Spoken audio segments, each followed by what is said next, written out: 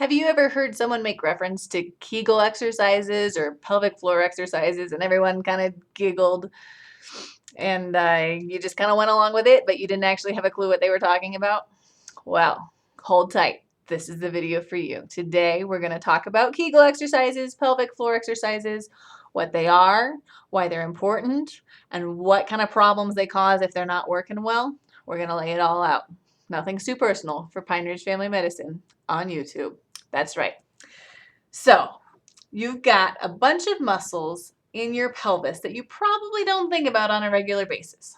Okay, so first of all, your pelvis is the set of your hip bones, and it actually forms a ring at the top of your legs. And if you think about, if you know architecture and like arches and a keystone on top, if your legs are the arches, your pelvis makes the keystone on top. So your pelvis is important to allow you for walking and for connecting, obviously, to the rest of your body, because your stomach's sitting right on top of that, and then everything else is attached to it. Always good to have those all connected. So you can kind of think about how the core muscles in your back and your abdomen all connect to that pelvic floor, the muscles in the bottom of your pelvis, to hold you stable as you're walking along on two legs, as we humans tend to do. That core muscles are what allow us to stay upright, not just flop over, and balance. And your pelvic floor muscles are important there too. So I keep saying pelvic floor, not explaining it. So that's where your pelvis is, and that's how important your pelvis is. Now let's talk about your pelvic floor. So not surprisingly, as you're sitting there or standing there perhaps, your pelvic floor is facing down towards the floor. So it's like a floor of the base of your abdomen, basically. So let's say you're looking at a pelvis. There's a pelvis. Remember, we said it was a ring. You're looking up from someone's feet. There's a foot. There's a foot. Might be a woman giving birth. Who knows? Okay. But this is just to explain what your pelvic floor is. So you've got some important things in the bottom of your pelvis here. You've got your urethra, where pee comes out. You've got a anus right here, where poop comes out. And they're surrounded by sphincter muscles, whose job is to stay tight and not let things out when you don't want them to come out, and relax when you do want things to come out. So those are important. And then if you are a woman, you might happen to have a vagina too. And that has a slightly different musculature. But all of these have pelvic floor muscles wrapping around them. There's ones that wrap to the front, ones that wrap to the back, ones that wrap to the sides. They're just all over the place because they have really important jobs of holding all your intestines and your uterus, if you have one, and your bladder all up inside your abdomen.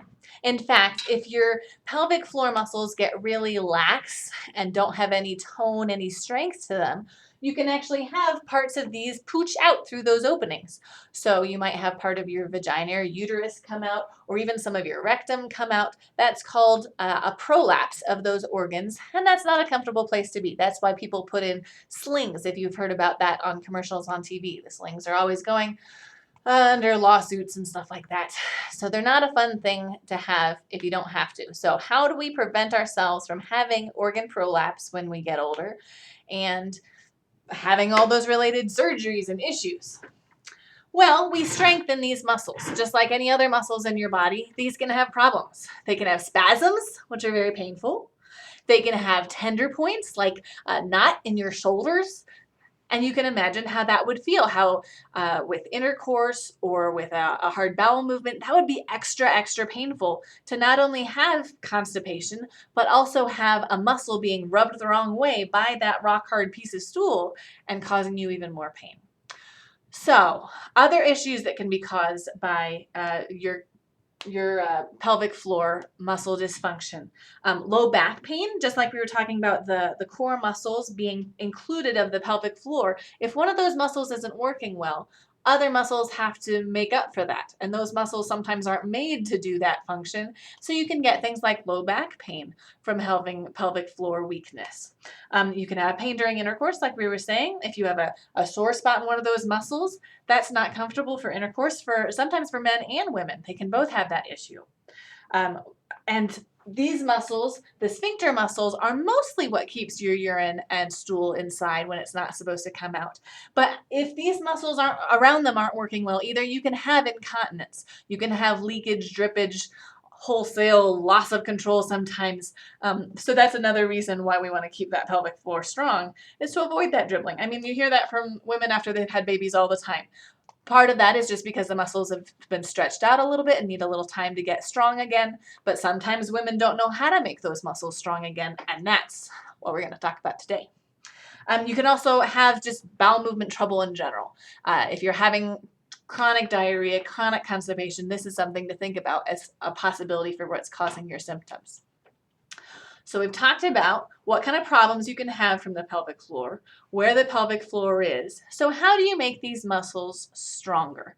And this is what's historically been called Kegel exercises. They're kind of giggled at in social media and in the, not just social media, the media in general, and in movies and TV shows. It was on iZombie the other day. I was watching it and made me want to do this YouTube video even more. So Kegel exercises are pushing those muscles and tightening them and then loosening them.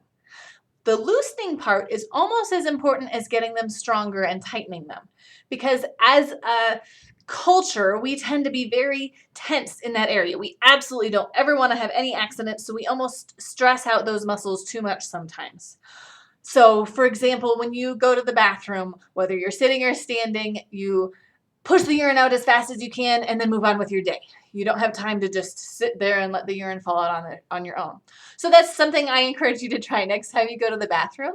Try just not pushing the urine out as fast as it can go. Just let it fall. Just relax those muscles without tensing other muscles to get that urine out fast. Just relax. That's a good thing to know how to do. This is something that pregnant women are counseled on in a lot of different kinds of pregnancy, childbirth preparation classes, as how to relax those muscles as well as how to tighten them.